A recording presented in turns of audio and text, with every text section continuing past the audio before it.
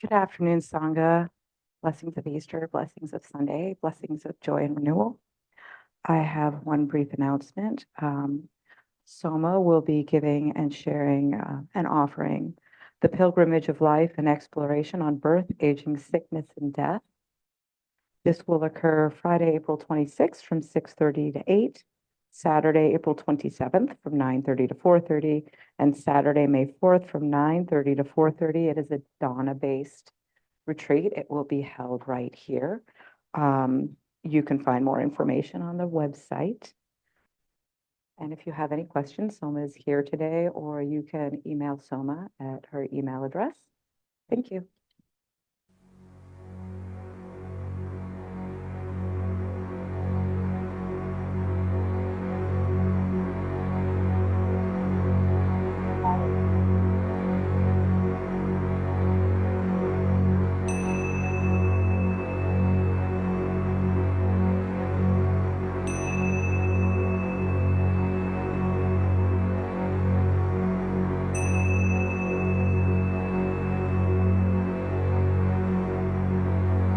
To the Buddha I return and rely, vowing that all living beings profoundly understand the great way and bring forth the Bodhi mind. To the Dharma I return and rely, vowing that all living beings look deeply into the Sutra and have wisdom beyond the sea. To the Sangha I return and rely, vowing that all living beings apply love and compassion. There will be no type of goodness that I will not practice. I vow to save all living beings. There will be no living being that I will not save.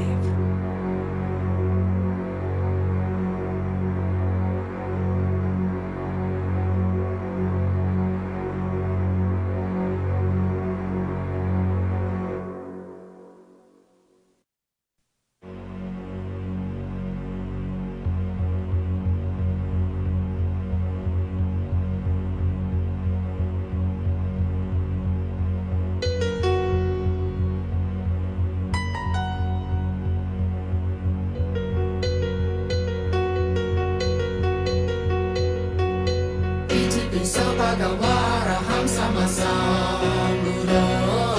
Vijacharara sampana sukata loka vidu Anuttaro purisadamasarati Sada deva manusuram sada deva manusuram buddho Bhagavati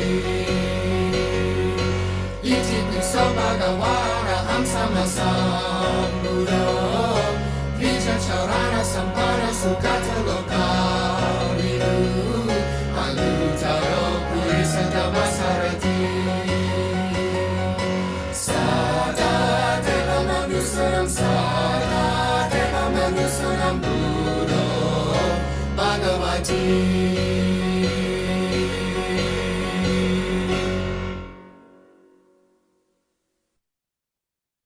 Okay.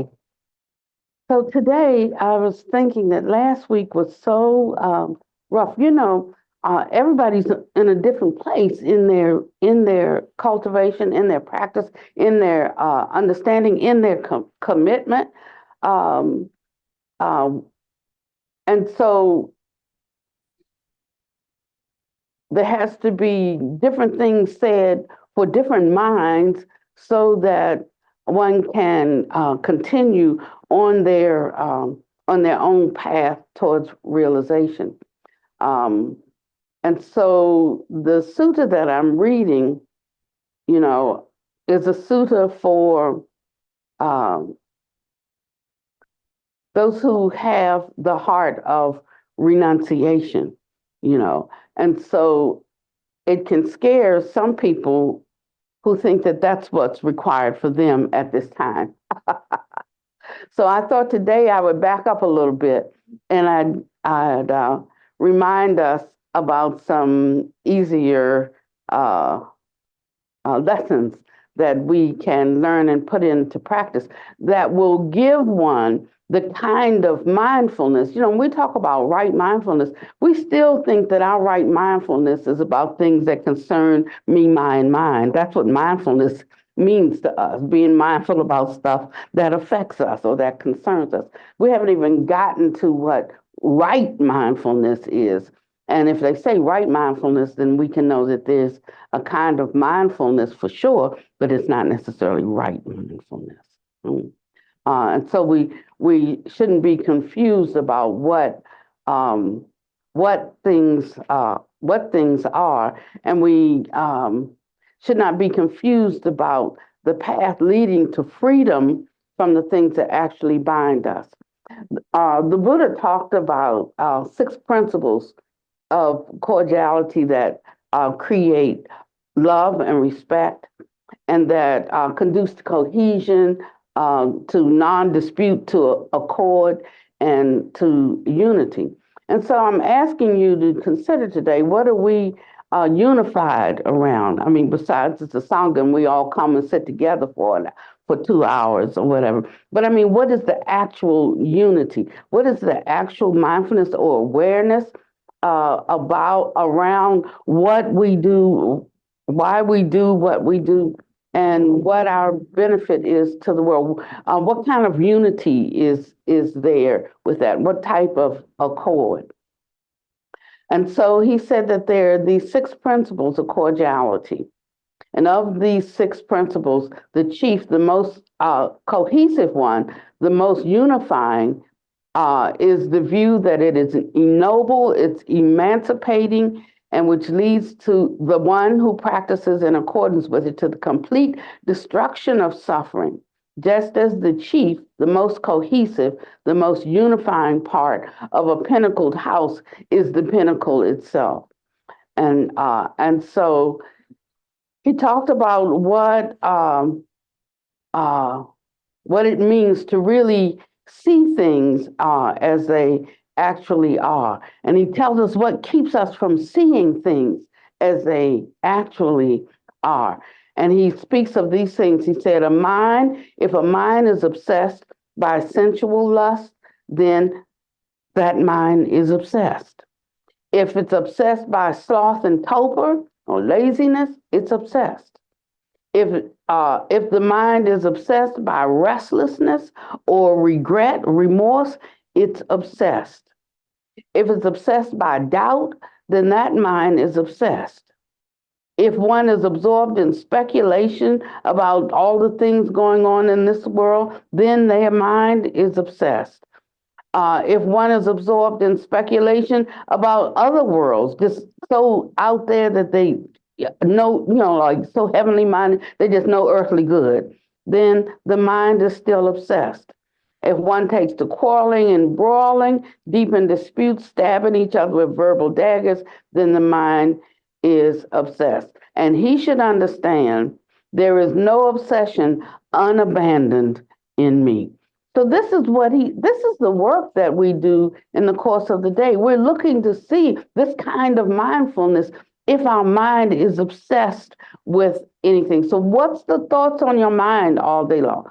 Where one is preoccupied, and sometimes I don't want us to misunderstand, because sometimes we're like engrossed in our work, and we're working, and that's my spiritual practice. No, you get paid for that.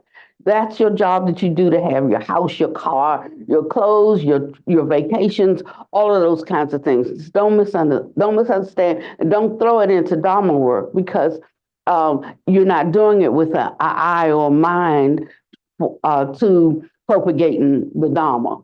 So we should be clear about these kinds of things, so that our efforts are not in vain. He's trying to tell us how to move into another frame of mind that goes beyond this life. We're talking about wanting to attain enlightenment, and we talk about no birth and no death, and we should stop even talking about that kind of stuff, because our mind is really not committed to that. And we're not moving towards it, and to even have conversations about not just this world, but the world to come starts to make people nervous. And that nervousness just comes as a result of our attachment. I mean, like, it's okay, because wherever we are, that's where we are. If I'm meant to be on Fifth and T and I'm on Seventh and M, that's where I am. You know, so I'm not saying that there's anything wrong with being on Seventh and M. It's just you're in the wrong spot if you want to be at Fifth and whatever I said, Fifth and T. If you want to be at Fifth and T, that's not Fifth and T. So it's like, oh, okay. So now I know where I am. I'm good with that. But not having a misunderstanding of where I am and thinking I'm somewhere that I'm not. Because if I think I'm somewhere that I'm not, then I will never get to where I want to be. So this is just about knowing oneself. It's not about condemning oneself. It's about knowing oneself and seeing where one's state is and where one's station is. Now, he speaks of these principles or these obsessions as the hindrances to the 6 principles of cordiality. So isn't that interesting? So when he starts talking about cordiality, he says that we must awaken, the mind must be well disposed for awakening to these truths. If one's mind is not well disposed, then although the truth is there and available, they cannot awaken to it. We cannot awaken to it. And so he speaks of the first knowledge that is attained by one in understanding and their own spiritual growth. He understands, I understand, that there is no obsession unabandoned in me.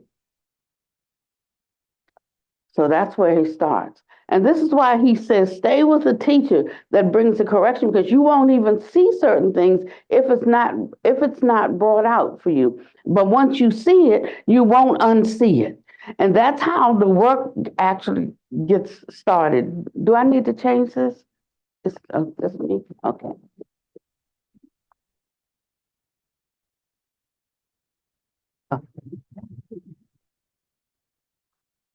Okay, that's better. Thank you. And so he says that it's so we have to be constantly looking and seeing what our obsession is. Now, we don't think these things are obsessions. We just think they're what? Thoughts, but what kind? Pleasure. Yeah, desire. Hindrances. No, we don't think they're hindrances because we'd be trying to abandon them. We're okay with them. So what do we think these thoughts, the ones that I just read?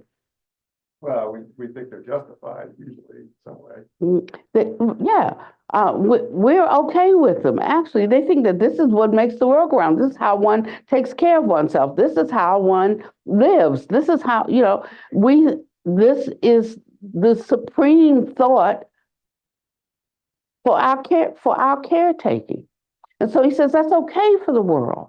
That's okay for this life. But if you're pressing in towards something to if one is, well, first of all, one has to have a mind of renunciation. If one doesn't have a mind of renunciation, then they're not going to be moving towards the things and doing the things that allow them to let go of the things that they cling to. And he calls these are greeds, kinds of greeds and kinds of lust. So, like I might not think of myself as a lustful person. I might not think of myself as a greedy person. But when one's whole, when I say livelihood, I mean all the aspects of their life is around the benefits and the pleasures that the world offers them, then one can know that their mind is far from renunciation, other than renunciation with words. And so one should not even expect for there to be any spiritual advancement. One should not expect or look for the revelations that come when those things are taking a back seat to their cultivation for awakening. And I'm not saying throw everything out. I'm just saying we have to look at our priorities, and we have to arrange our priorities. I understand what my role is and what my purpose is. And if I can't do it in the setup that I have, then I have to change the setup, because for me, I have to do it. Otherwise, there's no point. For me, not for you, for me, there's no point in living. There's no point in being here. There's only one thing that I'm interested in at this point in my life. There's one thing. So I'm going to turn my attention to how I can do a good job at that. If I can do a good job of it here, I'll be here. If I can't do a good job of it here, I have to go someplace where I can do a good job. If I can't do a good job of it because the supports that make all of that possible is not available, then I have to do what I need to do. I listened to what I read last week. Like it was for me. It was for me too. So I'm not preaching to you. I'm reading what the master is saying, and I'm looking to see, is there any such obsessions in me? That's what I'm doing, and I'm asking you to do the same. And what you might have to do to be different can be different than what I might have to do to be different, or to do things differently than I'm doing it now. You see, this is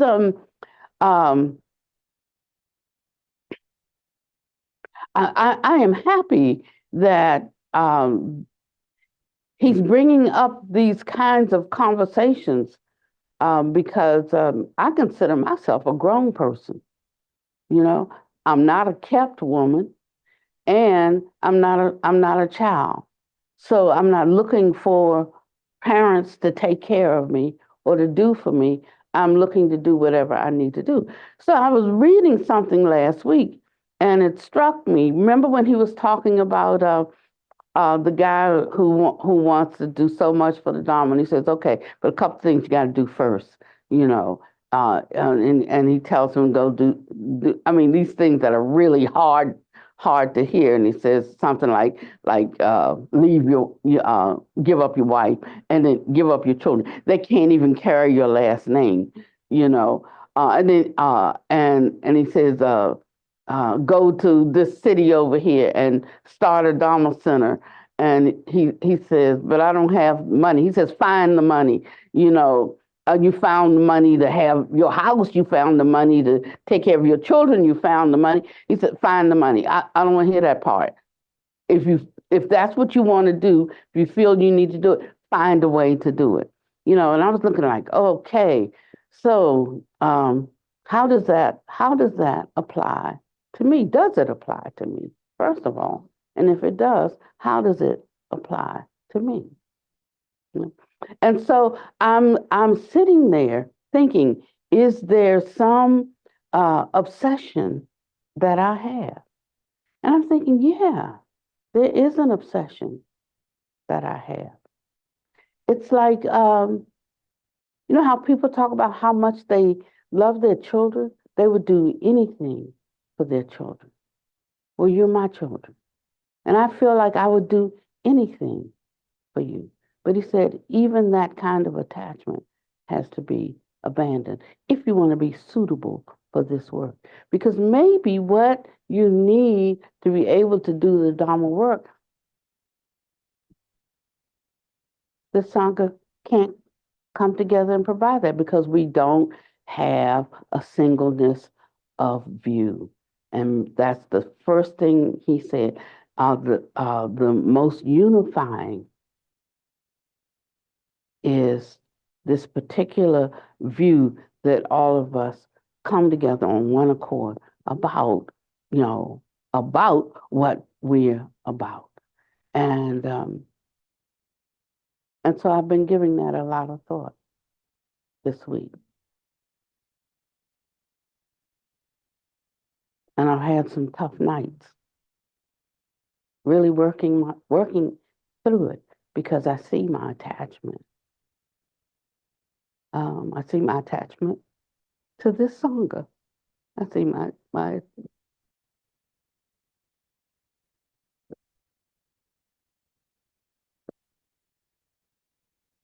So when you think that you always think that you've given up something and you've abandoned something and you put it away, you find, there's another layer there, another layer of it's still selfing. Do you understand what I mean?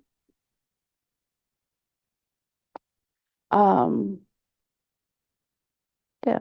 But that's just something for me to work through. But I tell you these things so that you will know what it costs for what you say you want. Because it does cost something.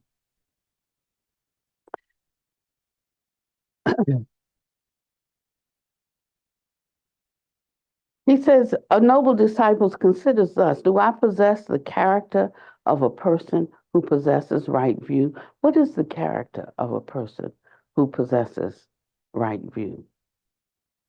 He says, this is the character of such a one. Although he may commit some kind of offense for which there is a means of rehabilitation, still at once he confesses, he reveals, and he discloses it to the teacher or to wise companions in the holy life. And having done so, he enters upon restraint for the future, just as a young tender infant lying prone at once draws back when he puts his hand or his foot on a hot coal. So too, this is the character of a person who possesses right view. Again, a noble disciple considers thus: do I possess the character of a person who possesses right view? What is the character of a person who possesses right view? This is the character. Although he may be active in various matters for his companions in the holy life, yet he has a keen regard for training in higher virtue, training in the higher mind, training in the higher wisdom. He understands, I possess the character of a person who possesses right view. Again, a disciple considers, do I possess the strength of a person who possesses right view? What is the strength of a person who possesses right view? When the Dharma and discipline proclaimed by the Tathagata is being taught, he heeds it, he gives it attention, he engages it with all of his mind, and he hears the Dharma with eager ears. Now, we like to hear what we like to hear, but we don't like to hear things that ruffle us. We start to feel like confused. It starts to sound like I'm being asked to give up. I came to get something. I came to get peace. I came to get happiness. I came to get, and so we're thinking about all the things we want to get from the Dharma. But he's saying, if you want to get those things, they're gettable, but these are the things you have to give up. These are the ways of thinking. These are the ways of walking in the world. These are the ways of understanding that you have to give up if you want to get that.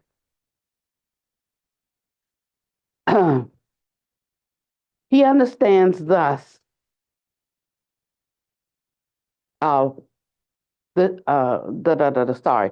I possess the strength of a person who possesses right view?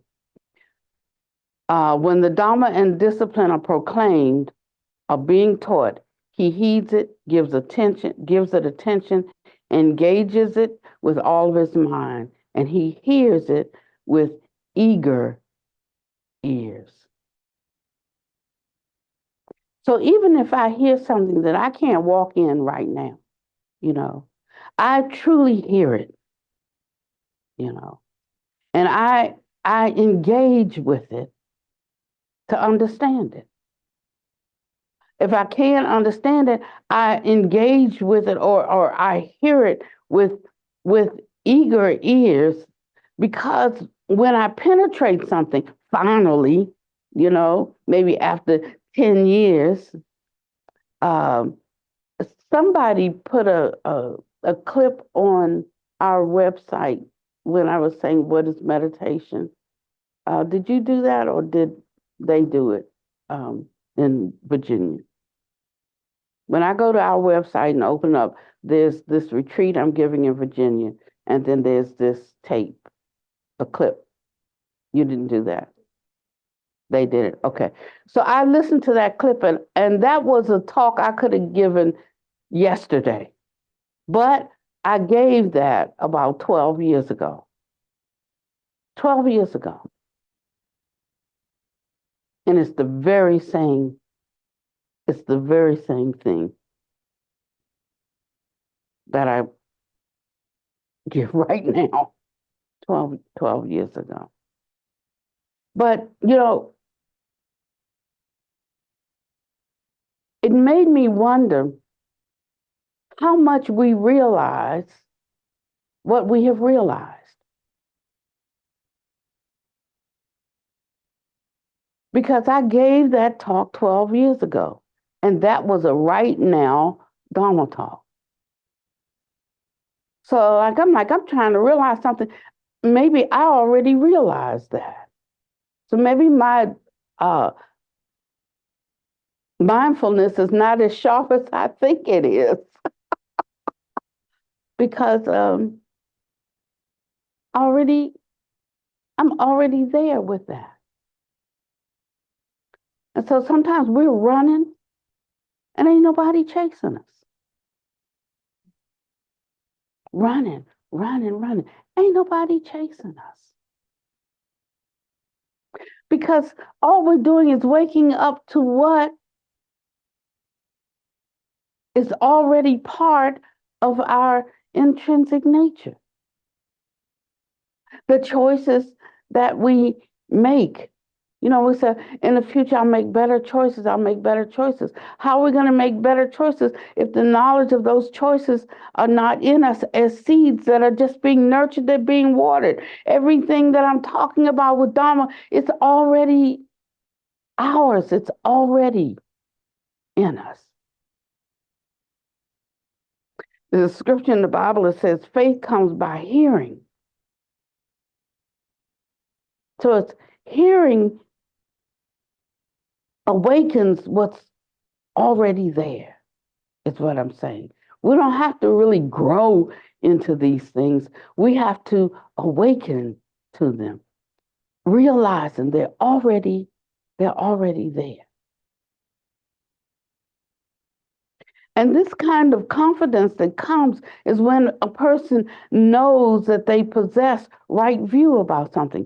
Just about everything that I can think of, I could see there's somewhere for me to go in my understanding. I can see that there's some way for me to improve. I can see that there's some area that I need to develop or I need to balance, And being able to look constantly at that is such a help. It's not for you to judge me. It's not for me to judge you, but let every man examine himself. This dissatisfaction that we have is because we already know that everything we give or nothing that we give is our best. We already know it. We already know in everything we could do better. So what is keeping me from it? What am I attached to? What view am I holding that doesn't jive with what I say with my mouth? This is the encouragement that comes with the Dharma. Not trying to really teach you anything, but to just help you awaken to the absolute truth of your intrinsic nature. It's all right there.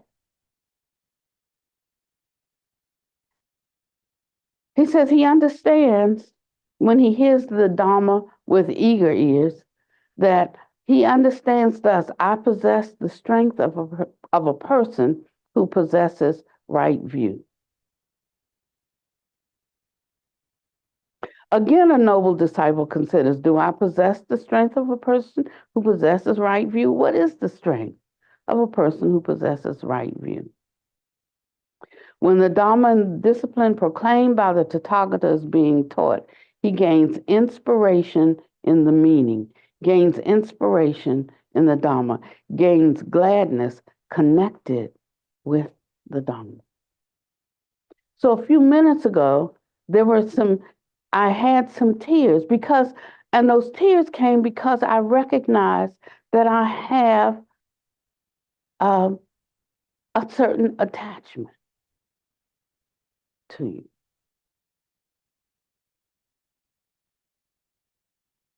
You know, when Buddha Master left, I was like, what? How could he leave me? I mean, you know, if he could pick his own time of departing, why would it be now? I'm just getting jiggy with this, you know, at this level. Why now? And I was a bit upset about it, you know, but he had already said why. He said, because you'll work harder at this when you don't have the personality to be attached to. You'll do your own work then, instead of just relying on me, like to be your savior, your North Star, you know, just so, you know, attached to the man. He said, it's not helping. And he said, plus, I need to work on some other levels. I've given you the teachings. Said that is all. And sat down to meditate and meditated on out. I'm like, I want to be able to do that. Like, shoot, I want to be able to do that.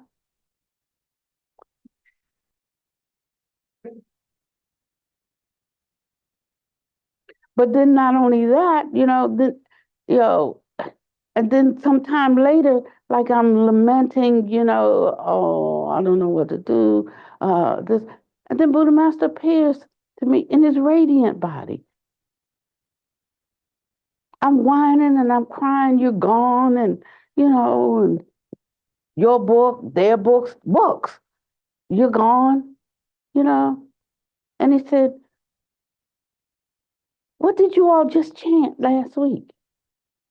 And Soma and I had gone out to the Holy Miracle Temple because they brought his body there, and they were saying we should chant for Buddha Master, to wake up and to stay with us. I said if he was going to do that, he wouldn't have left. He said why he was leaving and he left. So I said I can't chant that. So we were chanting the was it from the Lotus Sutra, chapter 12, the gateway to everywhere. And it talks about when a Tathagata leaves the world, where does he go?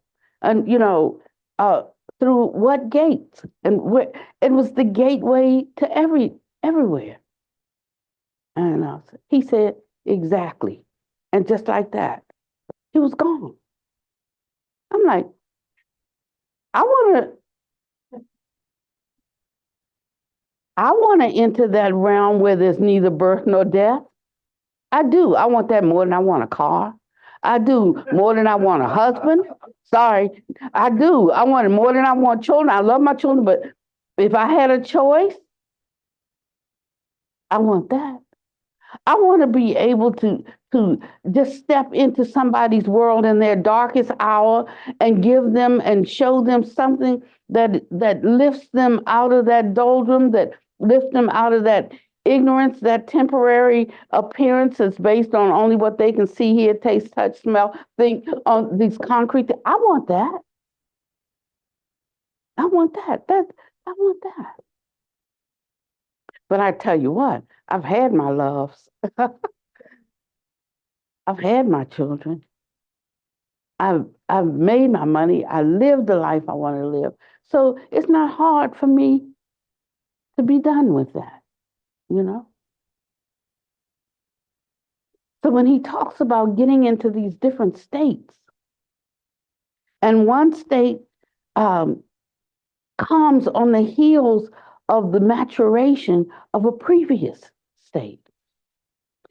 So if you want to get to those states, you have to actually climb that ladder and you have to go through all of these other states. But don't get on one rung and just build a, you know, just build an edifice and stay there. Keep stepping. These aren't things that you have to deliberately do. Once you see them, the previous pleasure grows dimmer. That's all. And so we don't have to worry about pressing beyond our capacity. It's about coming to the fullness of wherever we are and finishing it on that level. No. So that's why you can take heart. It doesn't mean giving up things that you don't want to give up. It means to continue to look at them and see what kind of happiness they bring you. And whether that's and seeing the temporariness, the incompleteness of that happiness. And I could probably say that the greatest kind of temporary happiness or incomplete happiness is to love somebody. You know, to love them so much that you want to be with them, to give them, to wake up every morning looking at their face. I'm sorry.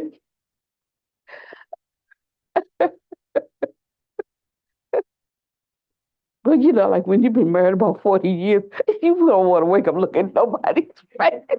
You just want your own, you just want your own space. I come see you when we come out for coffee. I'm sorry. Please forgive me. Uh, but I wasn't always like that. You know what I'm saying? I'm saying that we can have what we have, but it's the attachment to it, thinking that it's going to give us a certain kind of lasting happiness is where the suffering is going to come in.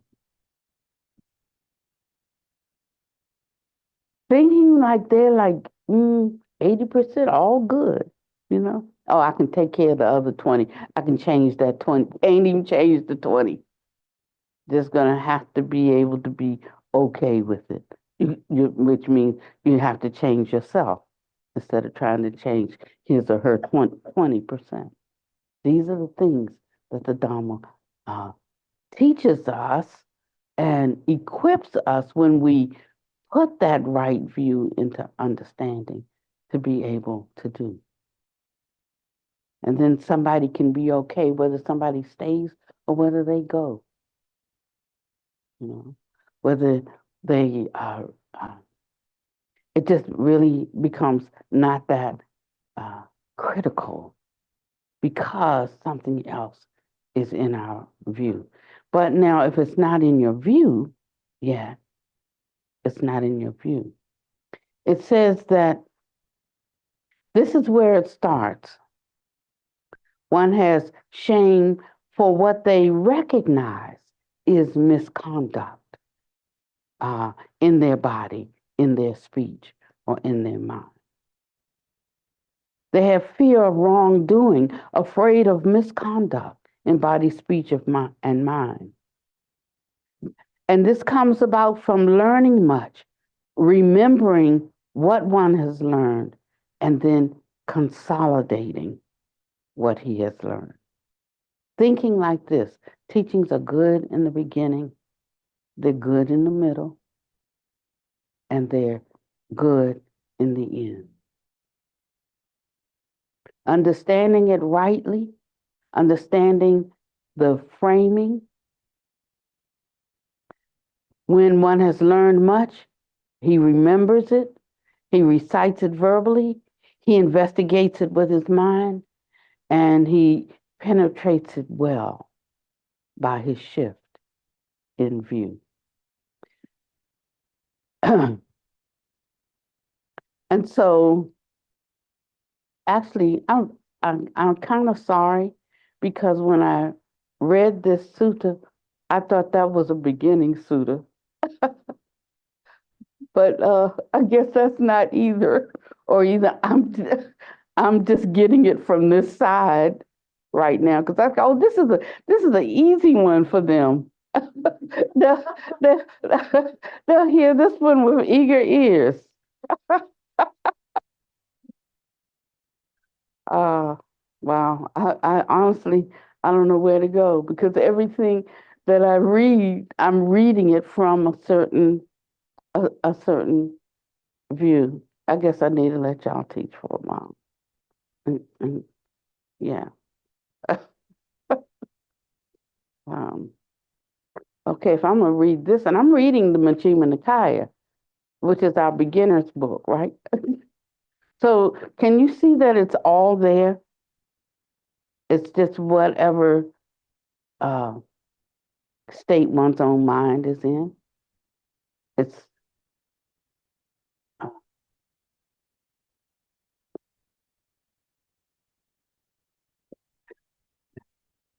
mm.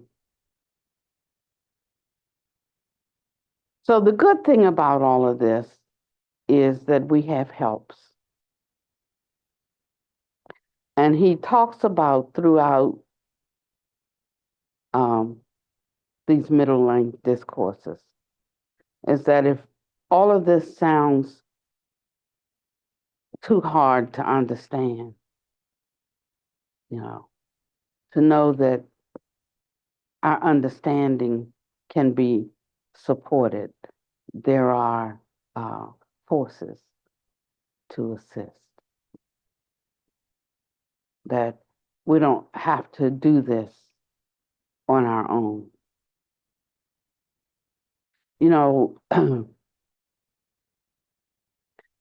How water seeks its own level, it's the same way with spiritual things.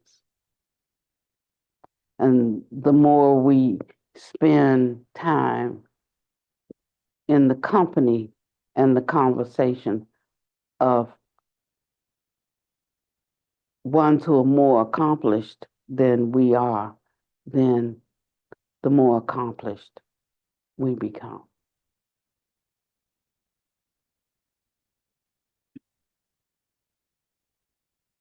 And we should remember that it's really our, Shakyamuni,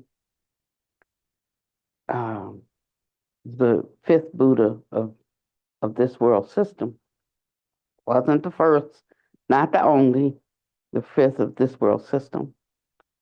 Of course, Buddha Master is not from this world system, since it's coming from another world system to help reestablish the correct understanding of Shakyamuni's teaching. But Shakyamuni wasn't the prophesied to be the fifth Buddha. It was actually Maitreya. Maitreya hasn't come to this world yet. But the reason is because although he was supposed to be the fifth one, it was already spoken of. Everybody knew. But then he got lax. And he lost his footing. Just because something is spoken out doesn't mean it'll always turn out that way because of causality, because of causes and conditions. And sometimes something can be for us, but we just can't sit and wait for it to come or to happen. If I change in my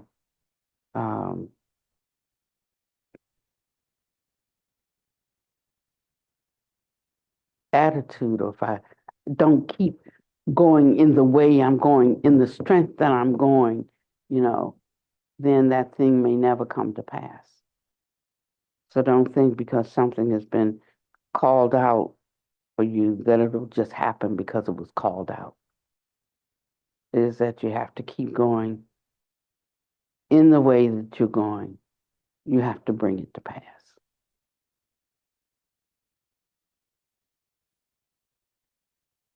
Yeah.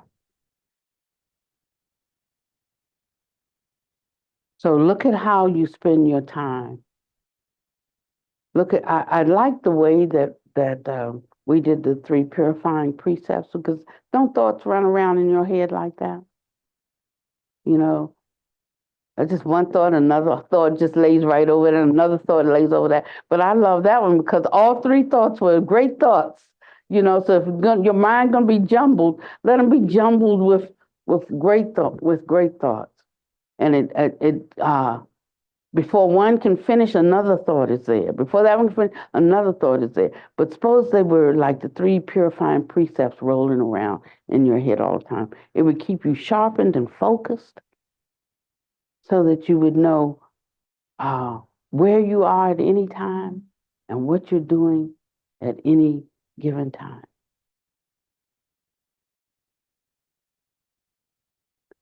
So,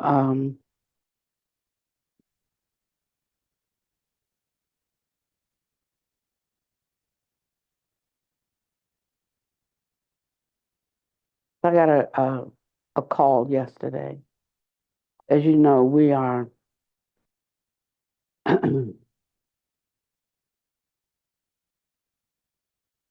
one thing Buddha Master did say is open the academy, and he said, and make sure you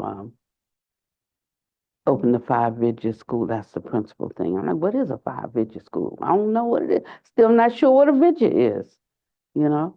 So I'm having to think like, what is a Vidya? I mean, like I read the words, I know like the definition of what a Vidya is, but I don't really know. I don't know it, what a Vidya is, you know? And then he talked about the brightnesses, that which brings brightnesses into people's lives, you know, through what they offer through their being. Like I'm going to tell you, if you've never seen Brian's photography, it is, I can't explain it to you. You know, I mean, you just say, well, it's a picture. It's not a picture. Somehow he captures things in a way that you enter into the picture, and there's something real. I don't know. I'm just saying it's beyond a picture. And that's what a vidya is. It's like when you sing a song and you don't even have a good voice, but it just like goes so deep into a person when they hear it, you know, that they know that they've been seen or been known or been touched or they're comforted or they're exposed or whatever happens to them that needs to happen to them. It comes as a result of that song, not as a result of the beautiful voice, but there is some kind of marvelousness that they bring forth in this individuated way that shifts the nature of things for you, the structure of appearances, how things appear to you.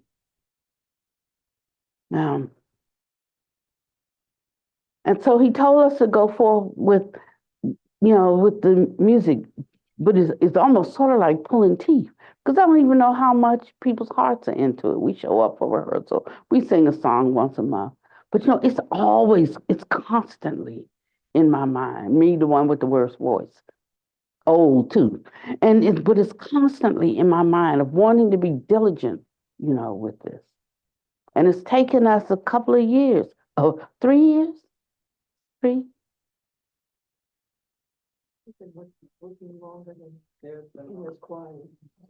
It's been a long time, yeah, a long time, and so finally we have our first album. But I'll tell you, I'm not saying it because it's us. I'm really not. but I see a vision emerging. And I'm not just saying that. And so this year we were invited to be the musical group for the Buddhist Art and Film Festival. And right at the time, the album just got finished and whatever they mastered or whatever. So it's getting ready to come out. We don't know anything about how to market anything or what to do. I don't even know whether I anyway, we've got it. And so we get this invitation and so we're going out.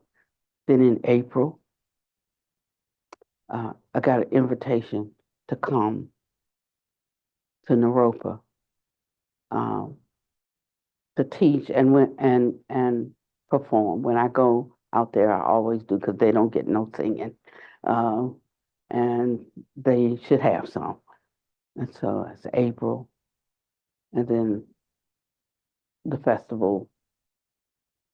That's a festival. It's called Black Futuristic Afro Future something festival. And I was like, I'm reading the description. I'm like, this is not a place for me. I'm not interested in these kinds of things. He says, but people come out there who are searching, and they go to where things are being offered, and we want you there because we know you can reach the young people. Electric Black Earth Festival, whatever that is. Like, ultraviolet. Yeah, so it's gonna be some wild stuff because I went out online and I Googled it, and I go, oh no, this is not for me, But it's a little bit of a stretch, but I ain't scared. So I'm going in April, and then we'll be going in May, and then we're gonna go to Zazi's from there because we want to edit the book and make sure we have everything. And then I got a call yesterday, and they want us to come for Buddha Master's. Is it his birthday celebration? This is the 10th year, and they want to have a really big extravaganza. They usually have a few thousand people there, and they want to have a really big one. This time, she said, it'd be too many to even fit in the museum, so they're having it out somewhere, and they want us there to do a performance, and I'm seeing something open, but we have to make it that those things happen, We have to make those things happen. And I think that this is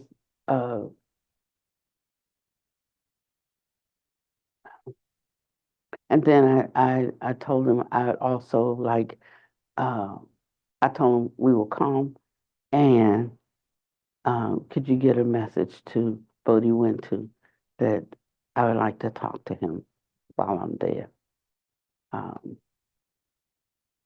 So I just see how things come together, but when they come, we have to be ready.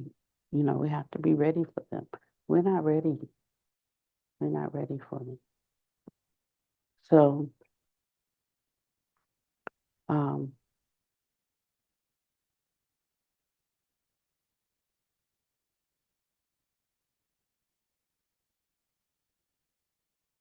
yeah. So my heart's a little bit heavy today because we've been waiting so long for certain things, but I can see in some ways we're not positioned for it. And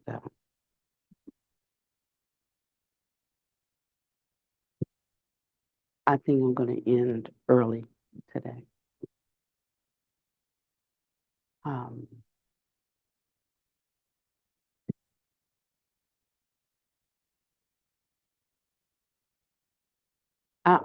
I read the next page and y'all don't want to hear it. No, y'all, really, really, really, you don't. From the Majjhima Nikaya? Nope. Oh, yeah. Attachment to self. Yeah. Mhm. And it's okay because, that only a little bit of this is going to go in, at a time. And so it just keeps coming back around, and you'd be surprised when it comes back around again, how something has gone in, some kind of vision or view has shifted but in a suitable way, for you, in a way that you can hold it, in a way that you can make it inspire you, rather than be regretful that you heard anything about the Dharma. Because you'll start to see your fortitude. You start to see your strength. You'll start to appreciate straight talk. You'll start to, let's just get to the root of a matter. And life then becomes simple. It becomes easy. There's not 10,000 things on your mind. You just call a spade a spade. You can see something and not be perturbed about it because you see it. Rather, you can spend that time, like figuring out how you can adjust it or correct it or solve it or fix it or abandon it but the trepidation and the fear that comes with living this life on a daily basis will start to leave.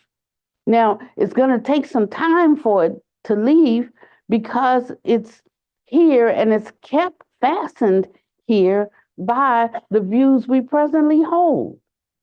But once we start to loosen around those views, the conditions that hold those views in place, the conditions, the mental disruption, the insecurities, the unsureness, the confusion, all of those things start to leave our life. And then we just approach what's coming in the course of the day with a whole lot of confidence and fearlessness. That there's nothing that comes up in this life that I can't handle concerning me. I might not be able to handle it concerning you, but there's nothing that comes into my life concerning me that I won't be able to handle because I'm getting close to being able to handle all of it,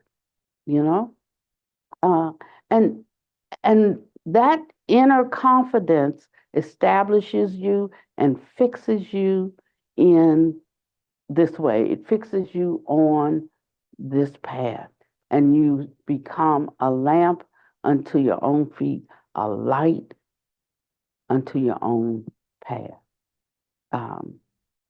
And you just allow yourself to continue to know things. Buddha said, when on his day of an awakening, I really am through now. He said, who can I share this with? Nobody's gonna get it. Nobody's gonna get it.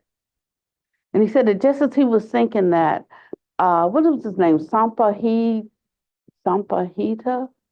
a deva, appeared to him and said, no, there's some who have little dust in their eyes. He said, and then I said, well, I wonder who I will go and share this with. And he thought about one of his former teachers. He says, I know, I'll go and share this. I think he has little dust inside. I think he'll be able to get this. And then the Deva told him, no, he died already. So he said, and then I turned my mind to him and I saw that he had died. He said, who else shall I? Then he thought about a second teacher. And he said, oh, I'll go see him. Then the David told him he died yesterday. And so he said, and then I turned my vision to him and I saw his death, you know. And I say that because I want you to know about the capacity for realization when one turns one's vision to understand something that they don't understand, or turns one's vision to see and to know something. So the only thing that disturbs us is not being able to turn our vision and pierce a matter. And that's what this practice does for us. It helps us to single-pointedly focus and concentrate and peer through what is this situation right here. And it's a skillfulness. It takes time for us to develop it.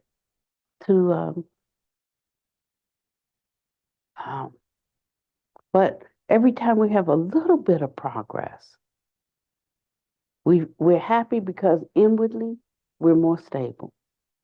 Inwardly, I know this is not my mother's voice in my head. It's not my father's voice in my head. It's not society's voice in my head.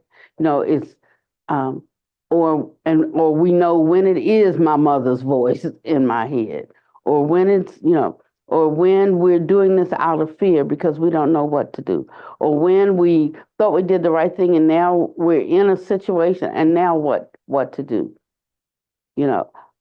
This is for us to be able to use right here, right now, to handle, to solve all of our problems.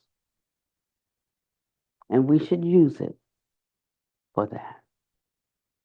So there's nothing that comes up in your life that you cannot turn the light of the Dharma Kaya, which is your actual original nature, towards, to perceive and to unravel.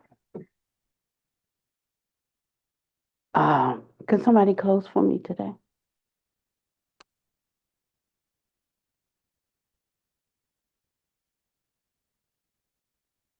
So, the number of that student you were reading, Uh, do you recall? Okay. I do have it.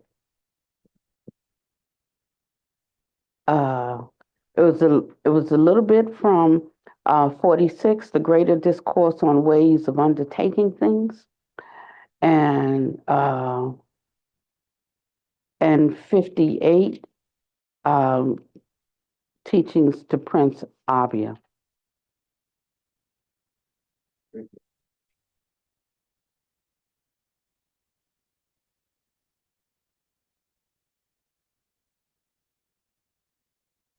Oh, I wanted to read this. So I got time. Just give me, We haven't closed yet. okay, give me a few more minutes. But I couldn't find this morning from yesterday. It says, householders, there are some recluses and Brahmins whose doctrine and view is this: there are definitely no immaterial realms.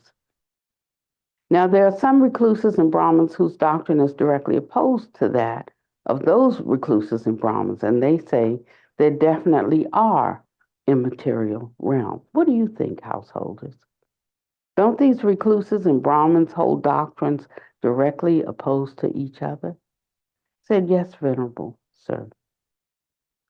About this, a wise man considers thus: these good recluses and Brahmins hold the doctrine in view. There are definitely no immaterial realms, but that has not been seen by me. And these other good recluses and Brahmins hold the doctrine view. There definitely are immaterial realms, but that has not been known by me. If, without knowing and seeing, I were to take one side and declare only this is true and anything else is wrong, that would not be fitting. Now, as to the recluses and Brahmins who hold the doctrine in view there definitely are no material realms, if their word is true, then it is certainly possible that still possible that I might reappear after death among the gods of the fine material realms, who consist of mind. But as to the recluses and Brahmins who hold the doctrine in view there definitely are immaterial realms, if their word is true, then it is certainly possible that I might reappear after death among the gods of the immaterial realms who consist of perception. And so he goes on to say, this has been known by me, that there are definitely immaterial realms, both of perception, that would like be fine material, and immaterial realms. Now, we don't have a lot of teaching around that in the tradition of the elders. But I like to read it from time to time to let you know that the Buddha really did talk about. And I like to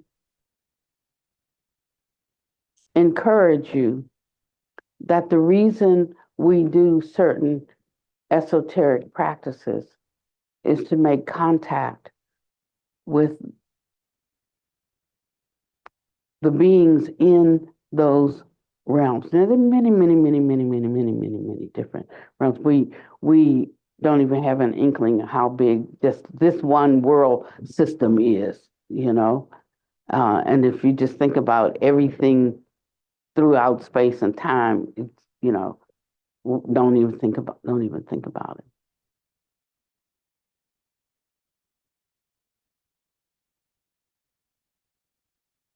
But it's what destination, which beings one is connecting with. And so this is where the guidance comes in, and where the practice of inviting, when I say holy beings, I mean beings of certain quality, nature, and virtue to sustain and support you in your endeavors. And he says they are available to help. In Christianity, they just call it the Holy Spirit. But they say, who is that? A paraclete. What is a paraclete? A paraclete is a helper.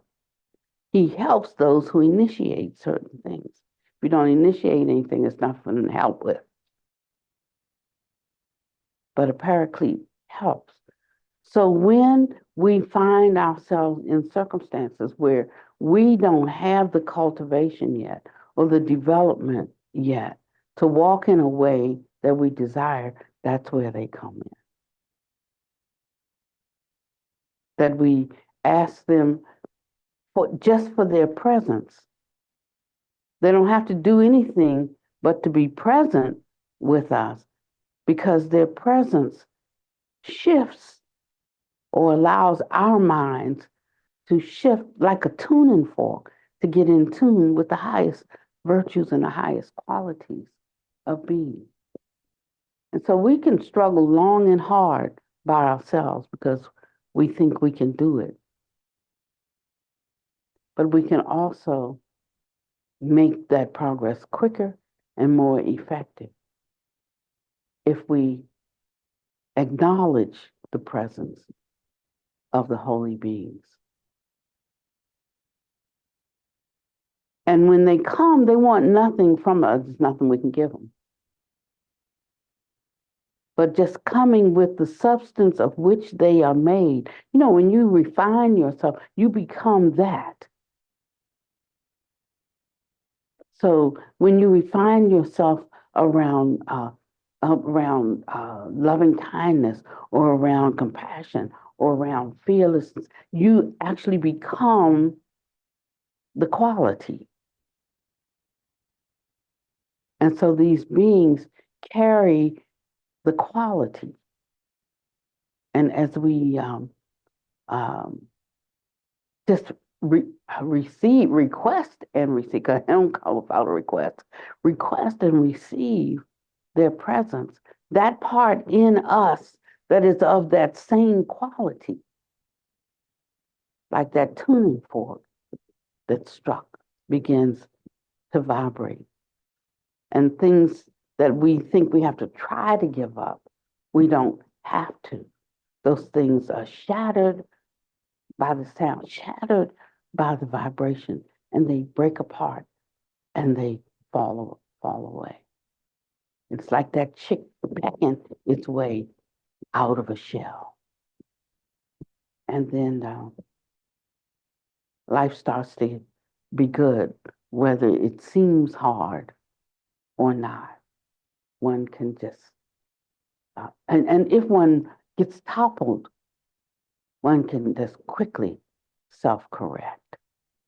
You know, you're not down in the doldrum for days or weeks or months, or one confusion topples over into another. You don't. You come out of it quickly. You can restore your own joy. If I say to myself, I shall put on a happy face, then shall my countenance be changed. And these are the benefits of having friends in high places. Yeah. Okay, now I really am.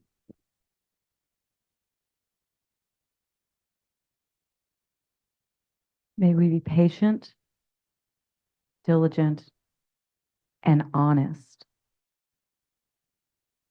May we both be illuminated and illuminate, so that we're in J and W and we want to get to fifth and T.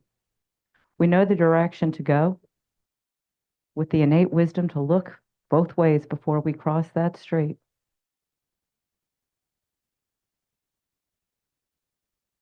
May we allow the penetration to seep us and seep us deeply and honestly and perfectly, and understand the broader scope of what Carly Simon said. I know nothing stays the same, but if you're willing to play the game, it'll be coming around again. I do believe in love.